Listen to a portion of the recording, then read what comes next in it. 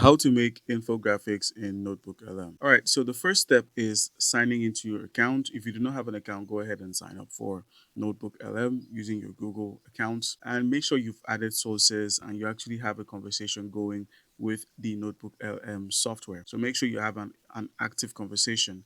Now, all you need to do in order to get infographics from this conversation is go over to Infographics. You're going to see you can generate an AI infographics based on your sources. And then just go ahead and select the sources you want to make your infographic out of. Once you have selected those sources, go ahead and click on the toggle here and then select the language you'd like your infographic in. If you want it in a separate language than English, you can go ahead and select that option. Now, you could also choose your orientation from landscape, portrait, or square. We could just keep it on landscape, and then you just have to select what you want your infographic to look like. So let's say I want it looking like clay. Now, all you need to do is now describe and edit how you want your infographic to be. So you could guide the style, the color, or focus. Start saying some things like use a blue color theme and highlight the three key stats. You could enter this or you just skip it and then just go ahead and generate. But there is a level of detail you can apply, such as concise or detailed. Now, please note that infographic is still in beta mode, so you may experience some errors and inconsistencies.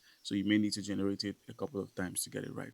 Then once you're done, just click on generate and it's going to begin working. And it's making our infographic based on the 9 sources we have. And then all you need to do is just click on it and it's going to open up. All right.